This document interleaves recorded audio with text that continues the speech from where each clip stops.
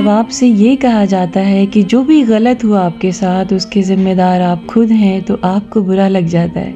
लेकिन अल्लाह यहाँ कुरान में फरमा रहा है कि ऐसे शख्स से ज़्यादा कौन गुमराह होगा जो अपनी नफसानी ख्वाहिशात पर चलता हो। तो जी हाँ, जो अपनी ज़िंदगी को अपने आज़ा के मुताबिक गुजारता है ना, वो अपने आप का सबसे बड़ा दुश्मन खुद होता है। उसको किसी और दुश्मन की ज़रूरत है ही नहीं। अपने बदन के आज़ा यानी हमारे हाथ, हमारी ज़ुबान, हमारे पैर, हमारी आँखें, ये सब हमारे दुश्मन हैं अगर आप इनका गलत यूज़ करेंगे तो वैसे तो ये अल्लाह की बहुत बड़ी नेमत है, लेकिन अगर इनका गलत इस्तेमाल किया जाएगा, गलत जगह पर इनका गलत यूज़ किया जाएगा ना, तो यही हमारे दुश्मन हैं। और सबसे पहले क़यामत के दिन यही हमारे बदन के आज़ा ही हमारे ख़िलाफ़ गवाही देंगे। यहाँ दुनिया में ही सबसे ज़्यादा अगर हमें किसी चीज़ से नुकसान पहुँचता है तो वो हमारी ज़ुबान के ज़रिए से पहुँचता है, क्योंकि हमारे बदन में ज़ुबान एक ऐसी चीज़ है ना जो बहुत छोटी है, लेकिन उसके जो ज़ख़म है ना वो बहुत बड़े बड़े हैं। कभी कभी लोगों के बारे में ऐसी सी बातें बोल देते हैं जिसका ज़ख़म ज़िंदगी भर रहता है। बोलने वाला तो मामूली समझ के हंसी मजाक में कह देता है, लेकिन जिसको कहा जाता है ना उसके दिल में एक ज़ख़म हो जाता है। तो ज़ुबान अल्लाह की तरफ से दिया हुआ सबसे बेहतरीन तोहफ़ा है, जिसके ज़रिए से आप अल्लाह का ज़िक्र करके, उसकी इबादत करके एक ऊंचा मकाम पा सकते हैं इस दुनिया में भी और आखिरत में भी इंशाल्लाह। और इसी तरीके से हमारी आँखें होती हैं, अल्लाह ने इसको बहुत खूबसूरत बनाया है।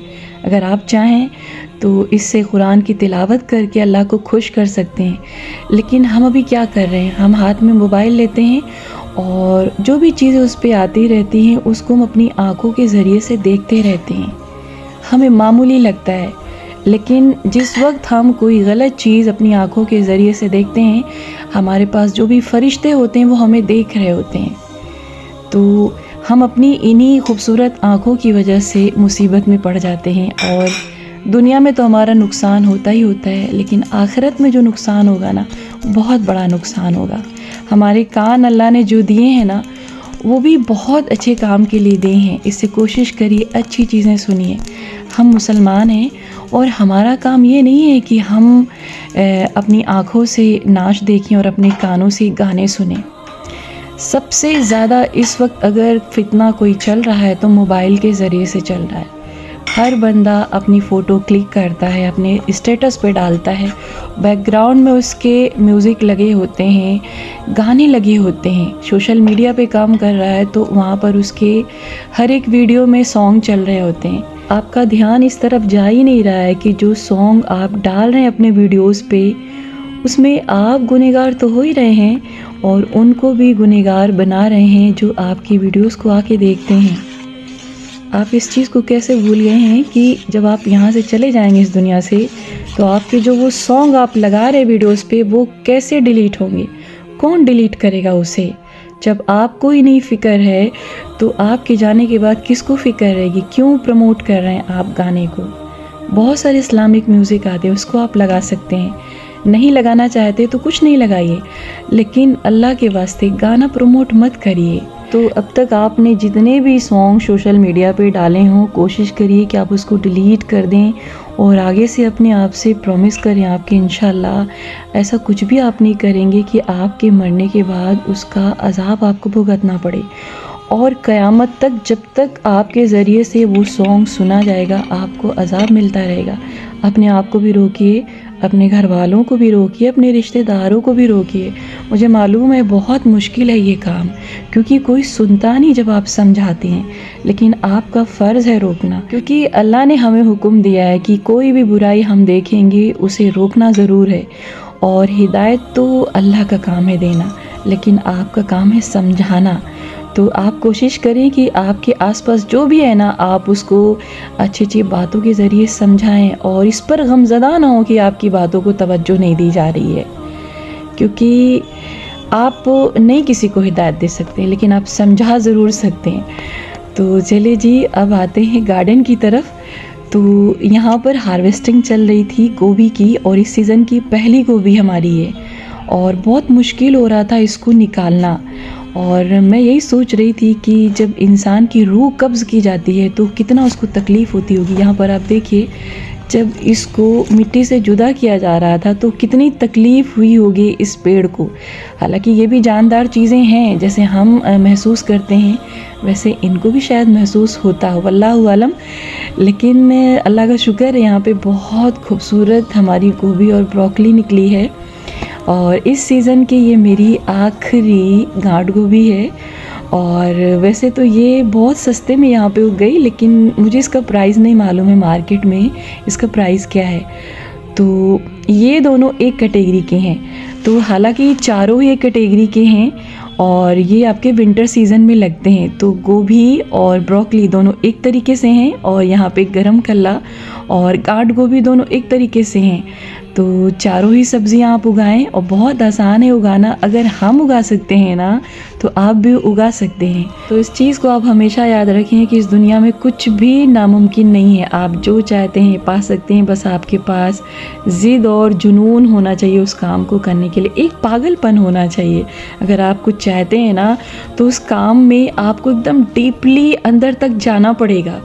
और मैं इस चीज़ को मान ही नहीं सकती कि किसी चीज़ में आपको इंटरेस्ट है और फिर आप उसको पा नहीं सके, क्योंकि जिस भी काम में आपकी दिलचस्पी है ना, उसको पाने से आपको कोई भी नहीं रोक सकता है। तो अगर गार्डनिंग में आपकी दिलचस्पी है ना, तो शुरू करिए, क्योंकि अभी फरवरी का महीना ऐसा है ना जहाँ पर आप समर सीज़न की सारी सब्जियों को उगा सकते हैं और घर बैठे ऑर्गेनिक सब्जियाँ खा सकते हैं बिना किसी खाद और दवाई के। तो अगर बात की जाए मौसम की ना, तो अभी बहुत प्यारा मौसम हुआ है और करीब करीब ठंड ख़त्म हो चुकी है और बस उसकी जुदाई का वक्त आ चुका है। तो जब कोई चीज़ हमसे जुदा होने लगती है ना, तो उसकी आहट आने लगती है। तो अभी शाम का टाइम था और यहाँ पर मैंने कुछ नए कपड़ों को धुल के टांगा हुआ था। तो जब भी आप ऐसे कपड़े धुलें ना, तो कोशिश करें कि आप सीधी धूप में इसको ना डालें, बल्कि शाम के टाइम उल्टे करके उसको फैलाएं। और अगर धूप कम है तो ऐसे भी आप फैला सकते हैं, लेकिन आप इनको सीधी धूप से बचाएं, क्योंकि नए कपड़े जो होते हैं ना, उसका कलर बहुत जल्दी निकलता है अगर आप डायरेक्ट धूप में डाल देते हैं तो जब मैंने इसको ख़रीदा था तो मैं बहुत ज़्यादा श्योर थी कि इसके कलर नहीं निकलेंगे। तो मोस्टली मैं डब्ल्यू ब्रांड यूज़ करती हूँ, 90% वहीं से लेती हूँ।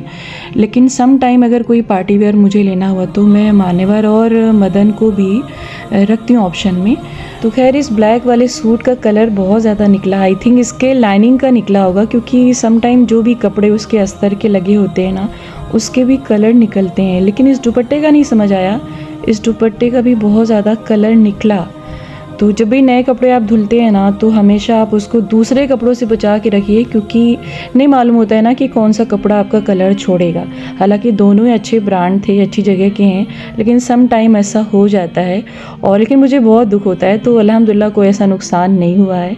तो फिलहाल अगर आप भी सोया मेथी की सब्ज़ी खाते खाते बोर हो गए ना, तो उसका कलर और टेस्ट चेंज कर दीजिए और आप देखिएगा कि ज़रा सा बदलाव के बाद आपकी वही सब्ज़ी दिखने में भी प्यारी लगेगी और खाने में लाजवाब होगी। और अक्सर बच्चे सोया मेथी की सब्ज़ी नहीं खाते हैं, लेकिन अगर आप थोड़ा सा ट्रिक यूज़ करें ना, तो आपकी वही सब्ज़ी बहुत ज़्यादा टेस्टी और अलग सी दिखेगी। तो एक कुकर लीजिए, उसमें सारी सब्जियों को काट के डालिए और ये मसाला डाल दीजिए। अगर आपके पास ये मसाला नहीं है तो टेंशन ना लें, आपके घर में जो पिसी हल्दी है और लाल मिर्च है, धनिया, उसको थोड़ा थोड़ा करके डालें। लेकिन डालने के बाद उसको चलाएं ज़रूर, क्योंकि आपके 3 सीटी में सब्ज़ी रेडी हो जाएगी और दिखने में लाजवाब और खाने में उससे भी ज़्यादा लाजवाब। तो अक्सर बच्चे सोया मेथी की सब्ज़ी खाने में बहुत नखरे करते हैं। तो अगर बच्चों को खिलाना है ना कुछ हेल्दी, तो थोड़ा सा आपको मेहनत करनी पड़ेगी। उसका रंग और उसका टेस्ट दोनों बदल दीजिए, दोनों आपके हाथ में है। और इस सब्ज़ी के साथ ना आप रोटी नहीं बल्कि इस तरीके की पूड़ी बनाएं, और उसके लिए आपको अलग से आटा गूंदने की ज़रूरत नहीं है, बल्कि जो रोटी का आटा है ना, उसमें थोड़ा सा नमक डालें और रोटी की जगह पूड़ी बना दीजिए। और यही सब्ज़ी जो बच्चे आपके देख के भागते हैं ना, बहुत शौक़ से खाएंगे, क्योंकि इसका टेस्ट बिल्कुल वैसा ही आता है जैसे आप शादियों में जाके पूड़ी सब्ज़ी का टेस्ट लेते हैं।